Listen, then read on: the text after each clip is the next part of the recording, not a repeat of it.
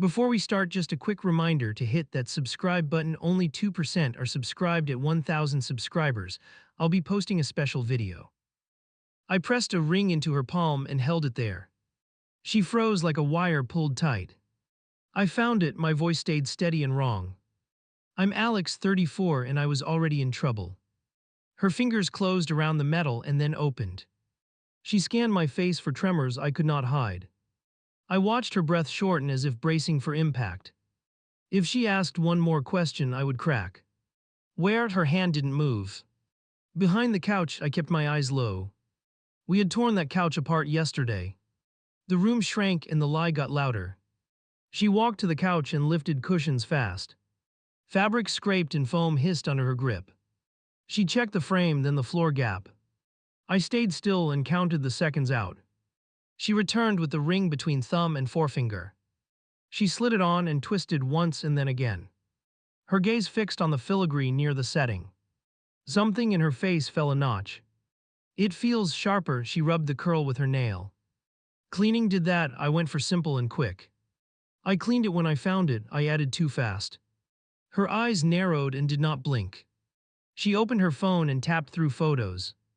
No small talk, no breath wasted. She zoomed on a picture of her hand at dinner. Look, the scroll dips deeper here. I leaned in and my throat tightened. The photo showed a softer curve, no crisp edge. The thing on her finger looked precise and new. My confidence slid an inch. Which cleaner? She set the phone down slow. The Market Shop, I kept it short. Call them. Her jaw set like a latch. She pushed the phone toward me and waited. I dialed and listened to a recorded voice. Mailbox full, try later, no help coming. I let the beep pass and ended the call. Her eyebrow lifted, the smallest cross-exam. Why didn't you tell me yesterday? Her hand trembled once. I panicked, you were sinking, and I grabbed speed. The words came fast and thin. She watched me like a lie detector. She took off the ring and flipped it over. Her nail traced the inner engraving letter by letter. She stopped on the final curve and held still. That tail was softer before. I swallowed and felt heat in my neck. Sometimes polishing sharpens lines, I knew it sounded weak. She slid the ring back on with careful pressure. Sometimes replacing sharpens lines. My chest tightened as the floor lost balance. The right move waited behind a locked door. I could keep dancing or break the handle now. Her stare told me the door would not hold. She dropped the keys on the table and pointed to the door. Drive, her knuckles were white but steady. I picked up the keys and felt sweat on the metal. If we left now, my lie would ride shotgun. We moved fast down the stairs without speaking. She slid the band off and cupped it tight. I watched her guard it like evidence. Every step sounded like a countdown drum. In the car, she stared ahead and breathed short. Jeweler now, she didn't blink once. The word hit like a gavel in my chest. I nodded because stalling would bleed me out. Traffic boxed us in at the first light. She rolled the band between fingertips without looking. I gripped the wheel and mapped exits I didn't have. This would end today or I would. At the shop, she pushed the door hard. A clerk looked up and straightened his posture. We need verification, her tone allowed no drift. My pulse kicked as he reached for a loop. The clerk set the piece under glass and leaned close. Workmanship is excellent, he adjusted and peered again. Modern tool marks on the gallery, his brows drew tight. Her breath caught and then sharpened into resolve. She turned to me and tapped the counter once. Explain the modern part, each word spaced like steps. Heat climbed my neck and ears. I forced a swallow that didn't help. Refurbished, I chose the word like a blade. I wanted it sturdy, you've been scared. She held my eyes until mine flickered. The clerk pretended to polish nothing and listened. Refurbished means paperwork, she extended an open palm. Show me the work order, no tremor. I reached for my wallet and felt that thin slip. Ink waited there like a fuse. I set the receipt down and kept my hand on it. The date sat heavy and bright. Her gaze touched numbers and jumped to model. She didn't need more than that line. This isn't restoration, her voice went quiet and sharp. This is a duplicate, the word hung like a verdict. Silence followed because mine had run dry. The clerk retreated a step into neutral distance. She took the band and pushed it back onto her finger. Not a symbol, now a test. Why not tell me the truth on day one? My mouth opened and then closed on air. Because you were disappearing, the answer came rough. I was losing you to that loss. The truth scorched as it came out. She didn't flinch, and that scared me more. Insurance requires a claim. She tapped the counter again. They have images and appraisals on file. Her plan moved quick and clean. Mine lay there broken at her feet. We left the store without the clerk's goodbye. On the sidewalk, she pulled out her phone. Call the insurer and file. She held it out. My hand shook as I took it. A recorded menu asked for policy numbers. I entered details and waded through the prompts. A rep came on and asked about serial marks. Her eyes widened because that meant official scrutiny. I ended the call and exhaled too loud. Not here, home. I needed control back. She pocketed the band and nodded once. Agreement didn't mean safety, it meant a trap sprung later. Back in the car, she looked past me, not through me. Tonight we check every message and charge. She would find the boutique by the bank entry. I had scrubbed little, and now the bleach would burn. At a red light, she touched her bare ring finger. That gesture cut more than any word. I hear you cared, she murmured to the dash. I don't know if I can live with how. We parked and sat without killing the engine. The sound filled the space like a held breath. I reached for her hand and stopped an inch short. Permission was gone, and I felt that gap widen. Inside, she opened the laptop and started typing. Search bars filled with dates and queries. I watched my trail appear line by line. Every click nudged me closer to the drop. The bank page flashed the purchase in clean numbers. Replica services, one afternoon, paid in full. She angled the screen toward me, then away. No shouting, just colder gravity. Her shoulders lowered and she stood very still. Tomorrow we meet my mother, a new front opened. Bring the band and the paper. Family would turn this from hurt to trial. My stomach lurched at the thought of that room. I pictured eyes that knew every ridge of the original. I pictured hands that would test weight and age. I pictured no escape route that didn't cost blood. She closed the laptop and faced me square. You want me back, you stop hiding. The order landed heavier than any slap. I nodded because words were bankrupt now. I walked to the drawer and pulled a small box. Inside lay the little chip of the old setting. I had kept that shard after the loss. It was my last bargaining chip, and it would cut.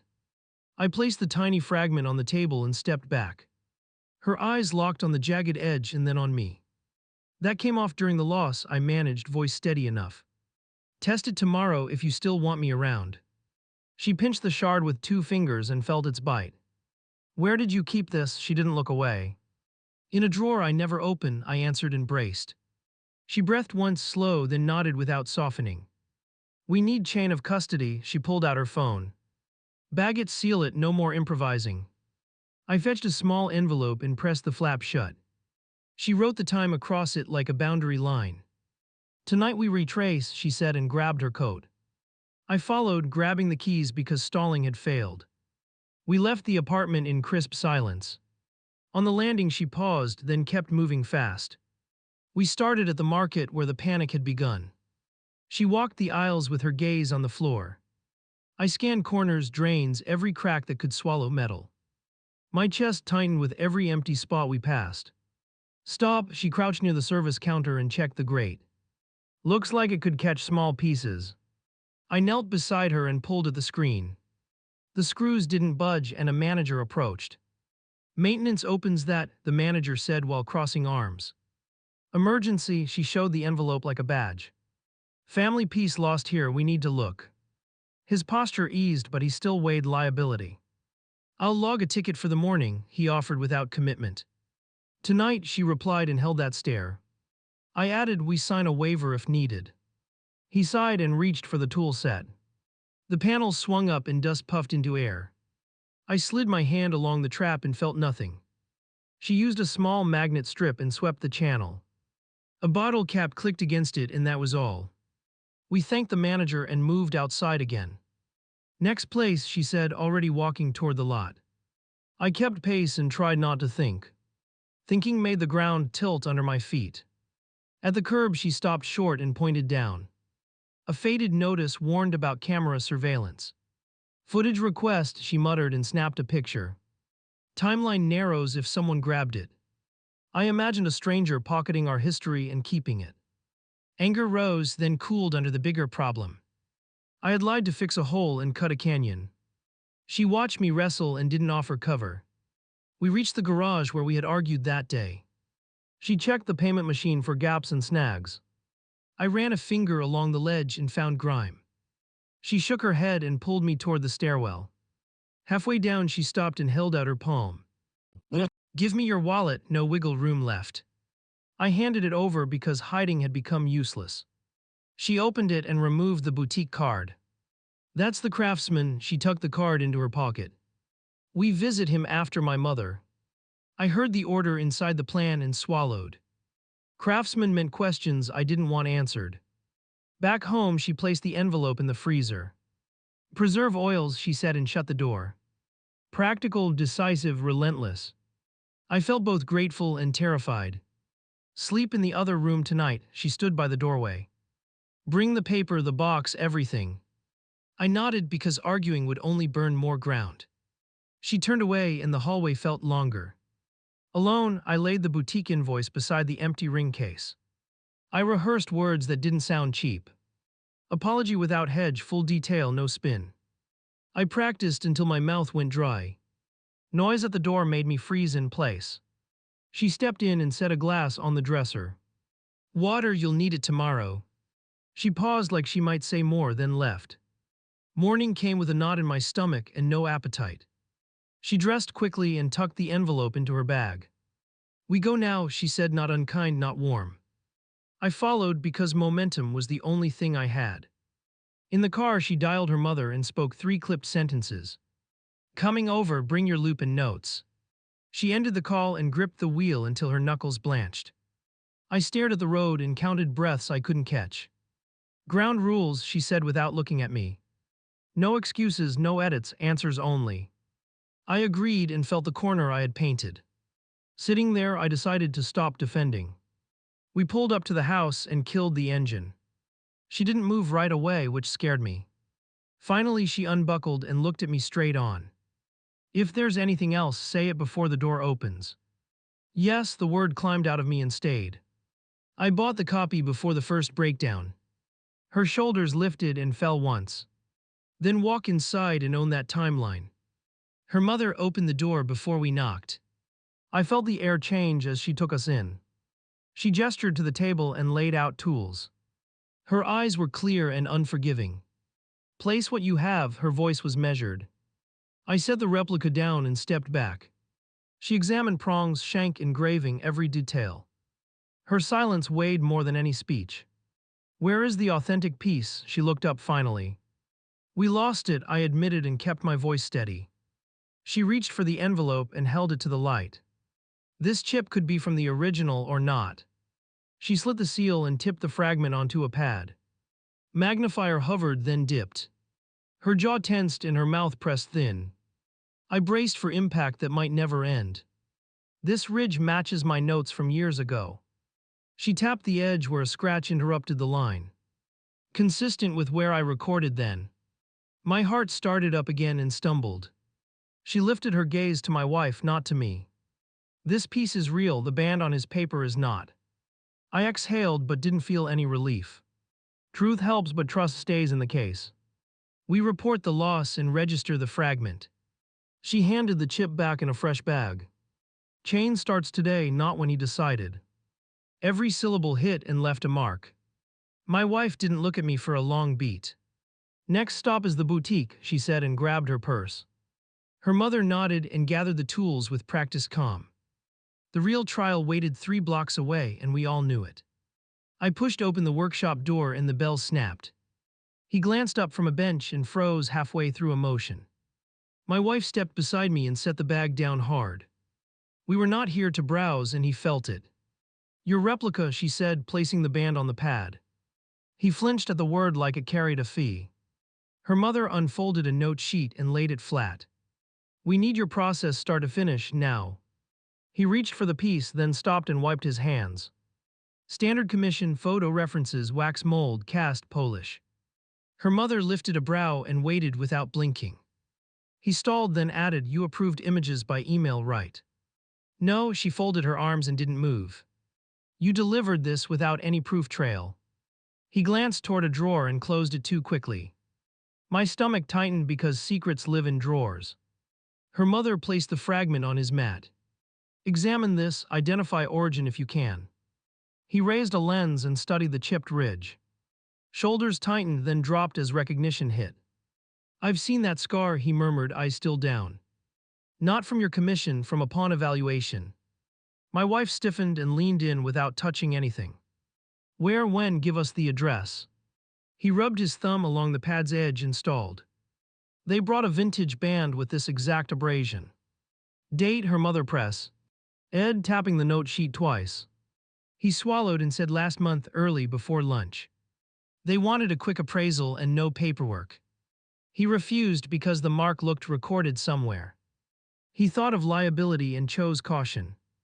They left fast and did not argue the fee. Describe them, my wife said, voice flat as stone. Mid-30s maybe, one wore a work vest. He shrugged, then stopped as my glare hardened. Accent from out of town, short haircut, nervous. Her mother laid the replica beside the fragment. Compare the engraving tails, she instructed with steel. He lined them up and hummed under his breath. The copy mimics, but the chip predates my tools. So someone has the original and tried to move it. The sentence sounded like a door unlocking in my head. My wife pressed fingers to her temples and steadied. Give us the pawn location or call them, your choice. He hesitated and looked toward the window like it could help. I promised discretion to walk-in clients. Her mother's stare did not relax an inch. Discretion ended when you recognize stolen heritage. He reached for the phone and dialed with a sigh. A manager answered and tried to dodge questions. We need the intake log for a ring with this scar. He listened, frowned, then held the receiver out. Speak to me, my wife said and took it. She gave the scratch description in clean beats. Silence, then a taped apology about privacy came on. She covered the mouthpiece and whispered, offer a hold. Tell them police will request footage within hours. Her mother's voice cut through the room like a blade. I repeated the line and added a verification number. The manager folded fast and asked for a meeting. 30 minutes, my wife answered and ended the call. She gathered the band and the bag with brisk hands. Her mother slid the fragment into a new sleeve. The craftsman exhaled like he finally joined our side. One more thing, he said and opened that quick drawer. He handed over a receipt stub from the walk-in day. Scrawled initials matched nothing we knew yet. A phone number was smudged but legible enough. We run this after the shop, my wife decided, eyes narrow. Her mother nodded once and scanned the digits. I felt heat climb because the line might reach someone real. Someone who touched what I had sworn to protect. The craftsman cleared his throat and met my gaze. I can help authenticate when it surfaces, he offered softly. My jaw flexed, then I gave a short nod. Help was welcome, suspicion stayed loaded. We stepped out and the street noise hit hard. She moved fast toward the car without looking back. Her mother walked between us like a referee. I pulled the door and braced for the next round. On the drive, I rehearsed questions for the pawn manager. Serial photos, seller description, timestamp. I would not improvise today, not 1 inch. I felt the turn coming and it would cost. I pushed through the pawn shop door and kept moving. A manager lifted a clipboard halfway, then spotted our faces. We called, my wife said and set the bag down. He nodded once tight like he expected trouble. Back office, he gestured and led us behind the counter. Her mother followed, calm hands, focused eyes. I stayed close enough to hear every breath. The air felt heavy with rules we would bend. He cued the footage and scrubbed to last month. Describe the mark again, he asked without looking over. Notch near the tail inside, she answered, clipped and precise. He froze the frame on a palm, sliding metal forward. The camera caught a worker vest and a stiff jaw. Short hair, nervous blink, quick scan of exits. My stomach turned because it matched the craftsman's memory. The manager zoomed until pixels fought back. He paused on a ring profile for half a second. The notch flashed like a tiny bite in the engraving. Her mother leaned in, then stepped back with certainty. "That's our line, print stills," she said, sharp and final. "Seller showed no ID," the manager said and braced. "Cash transaction, no receipt requested." He looked at me like he expected rage. I kept my voice level because fury would close doors. "You keep intake notes," I said and held out my hand. He hesitated, then pulled a small spiral from a drawer. 4 crude letters matched the stub from the workshop. A phone number underneath waited like a fuse. My wife dialed and put it on speaker. The ringtone dragged, then clicked to a bored voice. "Meet me where we first talked," it said and hung up. The manager sucked in air because that was here. 2 minutes, the manager whispered and checked the clock. "We do this near the front window." Her mother loosened her shoulders like a fighter backstage. I realized we were past recovery and into pursuit. A man in the vest appeared at the threshold, cautious steps. He scanned the room and saw the 3 of us. He turned to leave, but my wife blocked the exit. "Return what you found," she said, steady as iron. He laughed once and forgot to enjoy it. "Bought it off a guy behind the market." Her mother raised the printed stills without a word. He stopped smiling because the notch betrayed him. "Buyer took it yesterday," he muttered and rubbed his neck. "Private party cash, no questions." I stepped closer until he met my eyes. "Name, location, anything," I pressed, heat rising. "Met at the bus lot," he offered, sweating now. "Woman with a briefcase, 40 maybe." He shrugged and looked toward the sidewalk. "Out-of-town plates, I didn't catch the state." The manager cleared his throat and tapped the counter. "We have video of your sale here." He glanced at the camera mounted above the door. "Police love patterns," the manager added like a warning. My wife put the copy on the counter between them. "Trade me the buyer's number for this," she said. He eyed the band and hesitated at the bait. Greed wrestled fear and greed blinked first. He scribbled digits from memory and slid them over. Her mother dialed immediately and held the phone up. A woman answered with a neutral tone and careful words. "Who's calling?" she asked, sharp and guarded. "You bought a ring with a unique interior notch." My wife kept her voice even and informed. Silence, then the faint scrape of a chair. "Prove you're connected," the voice demanded, ready to hang. "Describe the nickname etched inside the curve," my wife said. She lifted the sliver bag toward the phone like proof. The voice exhaled hard, then spoke the nickname correctly. The room went still because the buyer had seen it. "I don't trust meetups," the voice said after a beat. "Police station lobby in 1 hour." The line went dead before anyone could argue. Her mother nodded once because that place favored truth. We left the shop with the stills in a folder. The vest guy kept his distance and watched us go. I half expected him to bolt for a side alley. He didn't run, which worried me more. In the car, I rehearsed what transparency would sound like. No spin, no flinching, no bargaining with blame. I would tell the buyer every step we took. I felt my chest loosen a fraction and then clench. At the station lobby, the buyer sat upright and alert. Briefcase on her knees, eyes flicking between us. She lifted a small pouch and held it midair. "Show your evidence first," she said without blinking. Her mother placed the sliver on the desk between them. "Match this ridge to the band inside your pouch."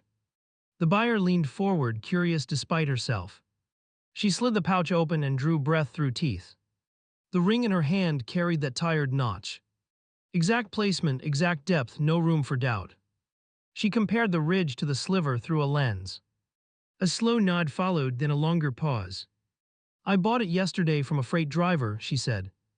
"He claimed his grandmother didn't need it anymore." She looked at me now, careful, weighing me. "You're the husband who replaced it with a copy." I didn't contest the label because it was earned. I lied to stop a spiral and broke something bigger. She studied my wife, not me, for consent to proceed. A small nod gave her the signal and the path. "I source heirlooms for private collectors," she continued quietly. "I'm returning this if you file a report now." She slid a simple form across the table like a test. "We document transfer and I stay clean legally." We completed the form line by line without speaking. She wrote the driver's description in clear detail. Company patch, freight yard, 2 visible tattoos. This was a real lead, finally hard and useful. A desk officer stamped the page and checked the pouch. Chain of custody became official, not just our hope. The buyer passed the band to my wife with open hands. Her fingers shook as metal touched skin again. I expected relief to crash over me, and it didn't. She didn't slide it on, she held it level. Her eyes lifted toward mine and stayed unreadable. This comes home, but it doesn't fix us. The buyer closed her briefcase and stood with purpose. Good luck, she said and nodded to the officer. Before leaving, she handed me a business card. If the driver calls again, I'll forward the time. We walked out without touching each other. The street roared, but we heard only our breath. She wrapped the band in the fresh bag and tucked it away. Then she looked at me and leveled the next fight. Home we talk with zero armor, she said and turned. I followed because the only way out was through. The truth had delivered the ring back to her hand. Now I had to earn a place beside it. She set the pouch on the counter and stared at it. Everything on the table, she said and pulled a chair. I placed the copy beside the pouch and pushed it forward. My hand stayed open because hiding time was over. We list facts, she said and uncapped a pen. You bought a stand-in, you lied, we recovered the heirloom. Add this, I said and pulled our banking screenshots. I will give access to every account today. She wrote fast and didn't glance up once. Next, we notify the insurer with the transfer form. I dialed and placed it on speaker immediately. A rep confirmed receipt and assigned a case number. Now the driver, she said and slid over the card. I called the buyer's line and left a concise message. If he calls you, loop us and the detective. I ended the call and waited for a buzz. Silence stretched one long beat and then another. She took the pouch and set it between us. Last step, you explain why you replaced truth with theater. I breathed once and kept my voice level. I watched you fall and I grabbed control. I shaped a story that made me the hero. I didn't ask what you needed, I decided for you. The words landed heavy and cleared the fog. She nodded once and held eye contact steady. Rules for us if we continue, she said evenly. Weekly counseling together, phone transparency without bargaining. One lie ends it, no warnings. I accept all of that, I answered without pause. And I will tell your mother every detail now. She inhaled through her nose and weighed my tone. Call her, she said and pushed the phone back. Her mother arrived fast and took the far chair. I recounted the purchase and the timing line by line. No justification, no trimming, no missing days. She listened and kept her hands still. Good, her mother said once and stood. Keep the heirloom stored until the case closes. She turned to her daughter and softened 1 degree. Wear it when you feel safe again. The door closed and left us with air and choices. My phone buzzed and flashed an unknown number. I answered and heard diesel noise in the background. A male voice asked if the buyer still wanted metal. I hit record and put it on speaker. She wants to pay you today, I said slowly. We'll meet at the old lot behind the market.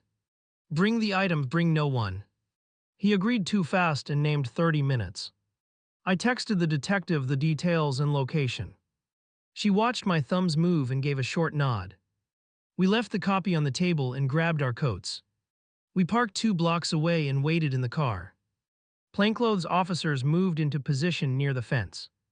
The freight driver arrived in a marked jacket and cap. He scanned the area and patted his pocket. He pulled a ring from a pouch and checked the inside. Even from here the profile looked wrong and lighter. He lifted his head as the officers closed in. Hands went up and then cuffs clicked. One officer approached our window and signaled us over. We recovered another fake and a string of receipts. He took our statement and thanked us for the tip. This helps a larger case that's been stalling. We drove home without music and kept our thoughts tight. On the table, the copy still sat like a bad decision. She opened a drawer and took out a small hammer. Destroy it, she said and stepped back. I placed the copy on a thick pad and raised my arm. One strike flattened the shank and split the cheap joint. Second strike erased the false engraving completely. Third strike turned it into scrap that said nothing. She gathered the shards and poured them into a bag. Evidence or trash, she asked while holding it out. Evidence, I answered because lessons need a witness. She sealed the bag and set it near the door. She took the real band from the pouch and weighed it. Her thumb traced the tired ridge like a familiar road. She didn't put it on, she set it back down. Not yet, she said and met my eyes.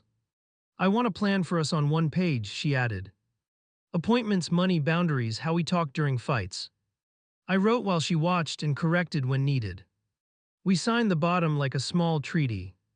Night pushed in early and the apartment felt thinner. We made tea and stood at opposite ends of the counter. No speeches, no romance, just the blunt work. It felt like building a bridge with wet hands. She slid her hand across the counter and stopped halfway. I reached and paused a breath away from contact. You don't get trust back by holding me, she said. You earn it by holding the rules. I left my hand there and nodded once. Tomorrow I call the therapist and book the sessions. I'll send calendar invites and write summaries after. I will fail small sometimes, I will tell you immediately. She closed the pouch and locked it in a drawer. Key turned once and stayed in place. We open it together when I ask, she said. Until then it lives there, not on me. We sat on the couch and faced forward. Two cushions between us like a measured distance. No crying, no fireworks, just a steady pulse. I could live with steady if it stayed honest. Her phone buzzed with a message from the buyer. Driver cooperated after arrest, the text read plainly. Your piece won't surface in any other sale. She exhaled and typed back a clean thank you. She stood and offered me the pen again. Initial next to the line about immediate truth. I signed and pressed hard enough to dent the paper. She watched the mark sink in and stay. She turned off the kitchen light and paused at the hall. You can sleep here tonight, she said without flourish. Spare room is still open if I change my mind. She walked away and the space kept her shape. I lay awake and listened to the quiet rhythm. I pictured tomorrow with a chair between us and a mediator. I pictured future fights paused by written rules. I pictured us opening that drawer together someday. I got up and taped the signed page to the fridge. The ink looked stark and necessary against the metal. I touched the corner and felt it hold firm. Behind me, the locked drawer kept breathing like a promise.